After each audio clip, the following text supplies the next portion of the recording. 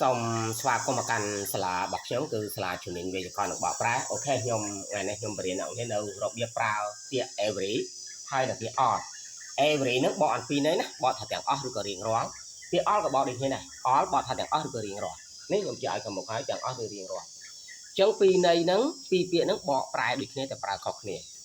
ទី1អ្នកត្រូវចងចាំប្រព័ន្ធបានច្បាស់ពាក្យ every បូកជាមួយនឹង singular nounចឹង every ឲ្យតែបូក singular noun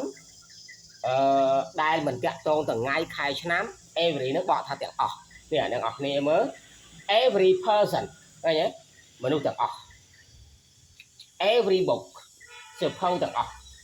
every day អានេះបើសំដៅលើថ្ងៃខែឆ្នាំ every បកថារៀងរាល់ណារៀងរាល់ថ្ងៃ every month រៀងរាល់ខែចុចមក etc ចឹងខ្ញុំសរុបនៃមកវិញថាពាក្យ every បូក singular noun នាមឯកវចនៈហ្នឹងគឺឲ្យតែពាក្យ every ដាច់ខាតត្រូវតែប្រើជាមួយនឹង singular noun ហ្នឹងហើយទី2ពាក្យ all បូក plural noun វិញបាទដែល all បកថារៀងរាល់ឬទាំងអស់ដែរហ្នឹងណាបូក plural noun នាមគូវចនៈអ្នកនរមើលទីហោ all persons ឃើញថាឯងមនុស្សទាំងអស់ all books ឃើញទេសៀវភៅទាំងអស់all សំដៅទៅលើថ្ងៃខែឆ្នាំall នឹងបកថារៀងរាល់ all days រៀងរាល់ថ្ងៃ all months រៀងរាល់ខែចុចមក etc ខ្លះអញ្ចឹងនៅមានច្រើនតទៅទៀតអញ្ចឹងខ្ញុំសរុបមកវិញ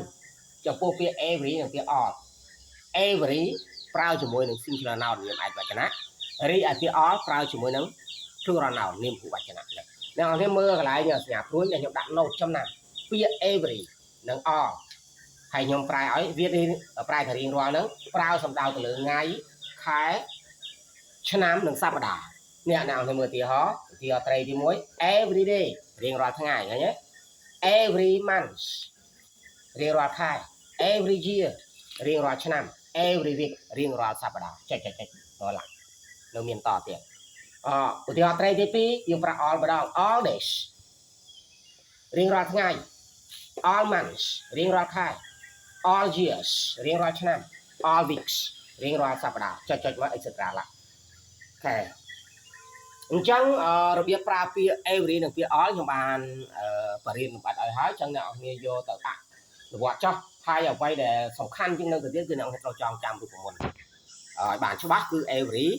ប្រើជាមួយនឹង singular noun all ប្រើជាមួយនឹង plural noun អូខេចុងក្រោយកុំភ្លេចចុចពាក្យ subscribe អ្នកនរគ្នាដើម្បីបានវីដេអូថ្មីខ្ញុំរាល់ថ្ងៃហើយ